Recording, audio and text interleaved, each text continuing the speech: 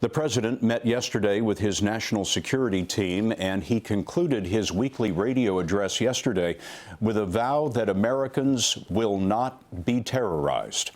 The address tonight will be only the third from the Oval Office for Mr. Obama, a sign of the importance that he is giving the issue. Major Garrett is at the White House for us. Major? Scott, the White House knows the nation is on edge. It's easy to understand why. The San Bernardino attack was completely different, hatched in secret. It was conceived without U.S. law enforcement having any awareness about it and inspired by ISIS. In that light, the president will describe the military campaign against ISIS in Iraq and Syria and the steps Congress can take to improve vigilance and safety. Importantly for this president, it will include a call for more gun control. Major, thank you. And here's the president. On Wednesday, 14 Americans were killed as they came together to celebrate the holidays. They were taken from family and friends who loved them deeply. They were white and black, Latino and Asian, immigrants and American-born, moms and dads, daughters and sons. Each of them served their fellow citizens, and all of them were part of our American family. Tonight, I want to talk with you about this tragedy, the broader threat of terrorism, and how we can keep our country safe. The FBI is still gathering the facts about what happened in San Bernardino, but here's what we know. The victims were brutally murdered and injured by one of their co-workers and his wife. So far, we have no evidence that the killers were directed by a terrorist organization overseas or that they were part of a broader conspiracy here at home. But it is clear that the two of them had gone down the dark path of radicalization, embracing a perverted interpretation of Islam that calls for war against America and the West. They had stockpiled assault weapons, ammunition, and pipe bombs. So this was an act of terrorism designed to kill innocent people. Our nation has been at war with terrorists since al-Qaeda killed nearly 3,000 Americans on 9/11. In the process, we've hardened our defenses, from airports to financial centers to other critical infrastructure. Intelligence and law enforcement agencies have disrupted countless plots here and overseas and worked around the clock to keep us safe. Our military and counter-terrorism professionals have relentlessly pursued terrorist networks overseas, disrupting safe havens in several different countries, killing Osama bin Laden, and decimating al-Qaeda's leadership. Over the last few years, however, the terrorist threat has evolved into a new phase. As we've become better at preventing complex, multifaceted attacks like 9/11, terrorists turn to less complicated acts of violence like the mass shootings that are all too common in our society. It is this type of attack that we saw at Fort Hood in 2009, in Chattanooga earlier this year, and now in San Bernardino. And as groups like ISIL grew stronger amidst the chaos of war in Iraq and then Syria, and as the internet erases the distance between countries, we see growing efforts by terrorists to poison the minds of people like the Boston Marathon bombers and the San Bernardino killers. For 7 years, I have confronted this evolving threat each and every morning in my intelligence briefing. And since the day I took this office, I have authorized U.S. forces to take out terrorists abroad precisely because I know how real the danger is. As Commander-in-Chief, I have no greater responsibility than the security of the American people. As a father to 2 young daughters who are the most precious part of my life, I know that we see ourselves with friends and co-workers at a holiday party like the one in San Bernardino. I know we see our kids in the faces of the young people killed in Paris. And I know that after so much war, many Americans are asking whether we are confronted by a cancer that has no immediate cure. Well, here's what I want you to know. The threat from terrorism is real, but we will overcome it. We will destroy ISIL and any other organization that tries to harm us. Our success won't depend on tough talk or abandoning our values or giving in to fear. That's what groups like ISIL are hoping for. Instead, we will prevail by being strong and smart, resilient and relentless, and by drawing upon every aspect of American power. Here's how. First, our military will continue to hunt down terrorist plotters in any country where it is necessary. In Iraq and Syria, airstrikes are taking out ISIL leaders, heavy weapons, oil tankers, infrastructure. And since the attacks in Paris, our closest allies, including France, Germany, and the United Kingdom, have ramped up their contributions to our military campaign, which will help us accelerate our effort to destroy ISIL. Second, we will continue to provide training and equipment to tens of thousands of Iraqi and Syrian forces fighting ISIL on the ground so that we take away their safe havens. In both countries, we're deploying special operations forces who can accelerate that offensive. We've stepped up this effort since the attacks in Paris and will continue to invest more in approaches that are working on the ground.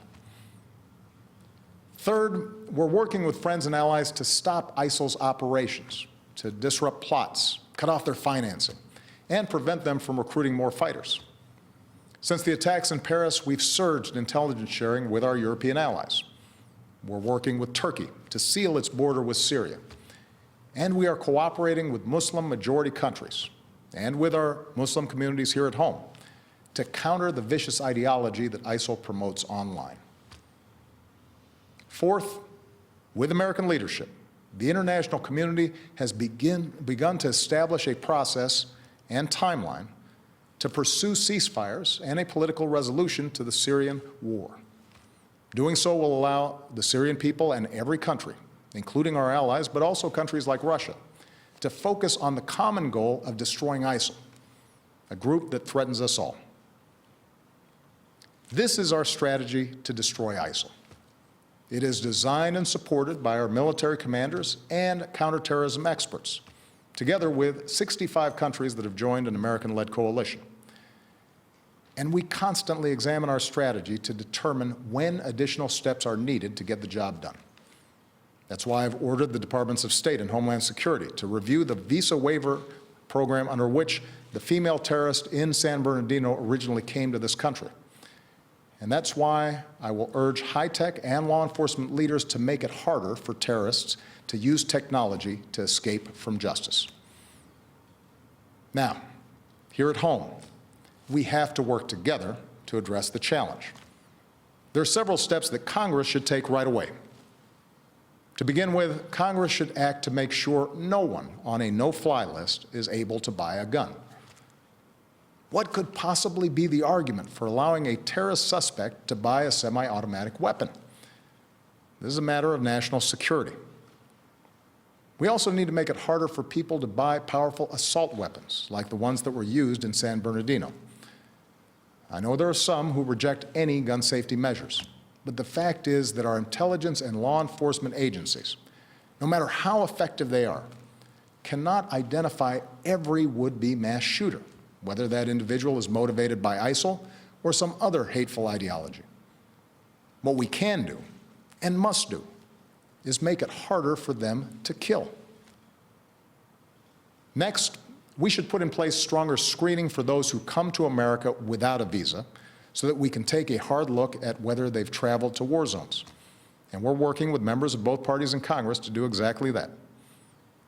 Finally, if Congress believes, as I do, that we are at war with ISIL, it should go ahead and vote to authorize the continued use of military force against these terrorists. For over a year, I have ordered our military to take thousands of airstrikes against ISIL targets. I think it's time for Congress to vote to demonstrate that the American people are united and committed to this fight. My fellow Americans, these are the steps that we can take together to defeat the terrorist threat. Let me now say a word about what we should not do. We should not be drawn once more into a long and costly ground war in Iraq or Syria. That's what groups like ISIL want. They know they can't defeat us on the battlefield. ISIL fighters were part of the insurgency that we faced in Iraq. But they also know that if we occupy foreign lands, they can maintain insurgencies for years, killing thousands of our troops, draining our resources, and using our presence to draw new recruits. The strategy that we are using now, airstrikes, special forces, and working with local forces who are fighting to regain control of their own country, That is how we'll achieve a more sustainable victory. And it won't require us sending a new generation of Americans overseas to fight and die for another decade on foreign soil. Here's what else we cannot do. We cannot turn against one another by letting this fight be defined as a war between America and Islam. That, too, is what groups like ISIL want. ISIL does not speak for Islam. They are thugs and killers, part of a cult of death. And they account for a tiny fraction of more than 1 billion Muslims around the world, including millions of patriotic Muslim Americans who reject their hateful ideology. Moreover, the vast majority of terrorist victims around the world are Muslim. If we're to succeed in defeating terrorism, we must enlist Muslim communities as some of our strongest allies, rather than push them away through suspicion and hate. That does not mean denying the fact that an extremist ideology has spread within some Muslim communities. It is a real problem that Muslims must confront without excuse. Muslim leaders here and around the globe have to continue working with us to decisively and unequivocally reject the hateful ideology that groups like ISIL and al-Qaeda promote, to speak out against not just acts of violence, but also those interpretations of Islam that are incompatible with the values of religious tolerance, mutual respect, and human dignity. But just as it is the responsibility of Muslims around the world to root out misguided ideas that lead to radicalization, it is the responsibility of all Americans, of every faith, to reject discrimination. It is our responsibility to reject religious tests on who we admit into this country. It's our responsibility to reject proposals that Muslim Americans should somehow be treated differently. Because when we travel down that road, we lose. That kind of divisiveness, that betrayal of our values, plays into the hands of groups like ISIL. Muslim Americans are our friends and our neighbors, our co-workers, our sports heroes. And yes, they are our men and women in uniform who are willing to die in defense of our country. We have to remember that. My fellow Americans, I am confident we will succeed in this mission because we are on the right side of history.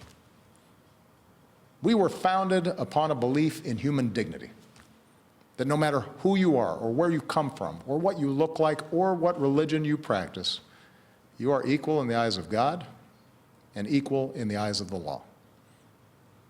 Even in this political season, even as we properly debate what steps I and future presidents must take to keep our country safe, let's make sure we never forget what makes us exceptional.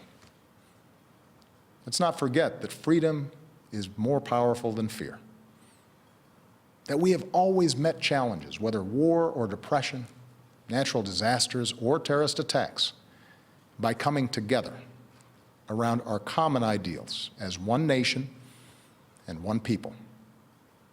So long as we stay true to that tradition, I have no doubt that America will prevail. Thank you. God bless you, and may God bless the United States of America.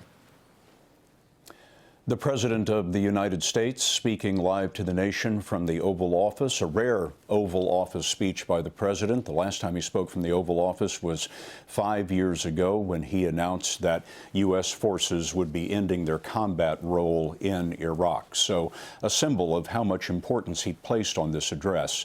The address, however, was mostly a restatement of the President's strategy against ISIS, or ISIL as he calls it, the terrorist army that now occupies much of Syria and Iraq, a restatement of his policies that were in existence before San Bernardino 4 days ago and before Paris earlier this month, or I should say last month.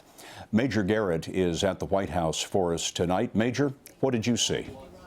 It's a speech in two parts, Scott. One, operational, as you said, resetting the president's agenda and his strategy, which has come under a lot of Republican criticism on the presidential campaign trail against ISIS. The president talked about special operations forces, but it's important to point out, Scott, those are new additions to the strategy, one that with their very presence in Syria first, now in Iraq, is an admission by this White House and the Pentagon behind it that the original strategy of bombing from the air was not working effectively.